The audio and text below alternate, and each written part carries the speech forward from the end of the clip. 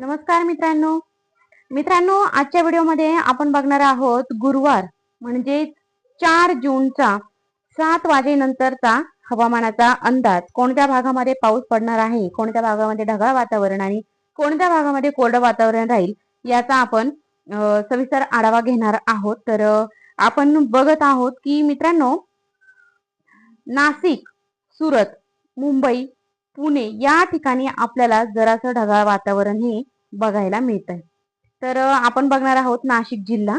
तर नाशिक जिल्ह्यामध्ये गुरुवारी 4 जून रोजी नाशिक येथे पेठ, घोटी या ठिकाणी जरासं ढगाळ वातावरण आपल्याला बघायला मिळतंय. त्याचबरोबर पेठ या ठिकाणी पूर्णपणे कोरडं वातावरण आहे. त्र्यंबक या ठिकाणी सुद्धा पूर्णपणे कोरडं वातावरण आहे. दिंडोरी, निफाड, त्याचबरोबर सिन्नर, संगमनेरमध्ये जरासं ढगाळ वातावरण आपल्याला बघायला मिळतंय. येवला, मनमाड, चांदवड, सटाणा, नामपूर, त्याचबरोबर पिंपळनेर, सापुतारा या ठिकाणी आपण बघतोय तर आपल्याला वातावरण हे पूर्णपणे कोरडं वातावरण बघायला मिळतंय. त्याचबरोबर आपण बघू शकतो लाखलगाव, ओझर, पिंपळगाव, बसवंत, निफाड मध्ये सुद्धा तर आपण बघितलंय तर पूर्णपणे वातावरण हे कोरडं आहे. त्याचबरोबर लासलगाव, परसूल, पाटोदा या ठिकाणी सुद्धा आपण बघू शकतो की वातावरण पूर्ण आपल्याला कोरडं बघायला मिळतंय. त्याचबरोबर अहिल्यानगर मधील आपण अहिल्यानगर मध्ये बघणार आहोत की वातावरण कसं आहे ते. तर अहिल्यानगर मधील आपण वातावरणामध्ये सगळ्यात पहिले बघूया आपण की लोणी या ठिकाणी जरासं ढगाळ वातावरणच राहणार आहे, पाऊस काही नाहीये. त्याचबरोबर केलवड, शिर्डी या ठिकाणी सुद्धा आपण बघू शकतो की वातावरण हे कोरडं आहे. त्याचबरोबर कोपरगाव, पिंपळगाव, खुर्द या ठिकाणी सुद्धा वातावरण ढगाळ वातावरण राहील. हलक्याचं मध्यम स्वरूपात बारीकशी बुरबुर होऊ शकते. त्याचबरोबर एकरुखे, राहाता या ठिकाणी सुद्धा आपल्याला कोरडं वातावरण म्हणजे जरासं ढगाळ वातावरण बघायला मिळतंय.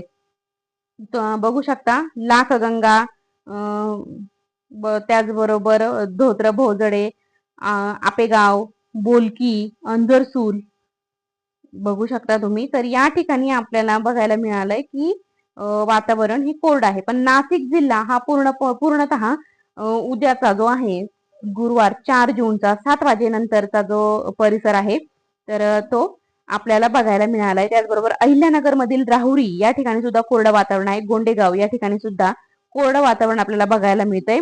भगूर, पाथर्डी या ठिकाणी सुद्धा, त्याचबरोबर खदा या ठिकाणी जरासं ढगाळ वातावरण, हलक्याच्या मध्यम स्वरूपाचा पाऊस आपल्याला जाणवतंय. तर अशा प्रकारे आपण अहिल्यानगर मधील हे बघितलंय की अहिल्यानगर मध्ये आहे. त्याचबरोबर इतर जिल्ह्यांमध्ये सुद्धा बीड, कळंब, धाराशिव या ठिकाणी सुद्धा आपल्याला बघायला मिळते की वातावरण हे कोरडं राहील. तर त्याचबरोबर आपण बघणार आहोत पुणे. तर पुण्यामध्ये आपण बघूया. तर हे बघा मित्रांनो, पुण्यामध्ये तुम्ही बघू शकता तर पुण्यामध्ये वातावरण पूर्ण कोरडं आहे. तर पुण्यातील काही जो भाग आहे काहीसा तो आपण बघतोय. तर पुण्यातील पिंपरी चिंचवड मध्ये सुद्धा ढगाळ वातावरण आहे. त्याचबरोबर वाघोलीला सुद्धा ढगाळ वातावरण आहे. पुन्हा सासवड मध्ये सुद्धा, जेजुरी या ठिकाणी सुद्धा कोरडं वातावरण आहे. मोरगाव, मोढे, नीरा, लोणा हे बघू शकता तुम्ही की या ठिकाणी कोरडं वातावरण आहे. तुळापूर, चाकण, खेडमध्ये सुद्धा तुम्ही बघू शकता ढगाळ वातावरण आहे. हलक्याच्या मध्यम स्वरूपाचा पाऊस हा पडू शकतो. त्याचबरोबर मंचर, तर या जुन्नर, आळेफाट्यामध्ये सुद्धा बोटा, आळेफाटा तर या ठिकाणी सुद्धा पूर्णतः कोरडं वातावरण आपल्याला बघायला मिळतंय. तर मित्रांनो, आपण बघितलंय की गुरुवारी 4 वाजेनंतर म्हणजे 7 वाजेच्या आसपास जे आपण वातावरण बघितलंय तर उद्या निफाड, नाशिक, त्याचबरोबर छत्रपती संभाजीनगर मधील सुद्धा काही भाग आपण बघितला.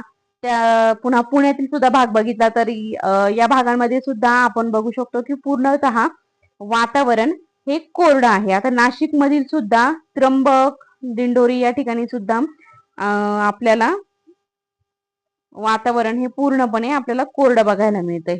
आपण बघितलंय की नाशिक मधील सुद्धा काही भाग जो आहे तर तो पूर्णपणे कोरडा बघायला मिळतो. हे बघू शकता तुम्ही बघा, दिंडोरी सुद्धा पूर्ण कोरडी आहे. वणी सुद्धा पूर्णपणे आपल्याला कोरडी बघायला मिळते. तर मित्रांनो, त्र्यंबक सुद्धा आपण बघितलंय तर त्र्यंबक मध्ये सुद्धा पूर्णतः कोरडं वातावरण आहे. तर अशा प्रकारे आपण आजच्या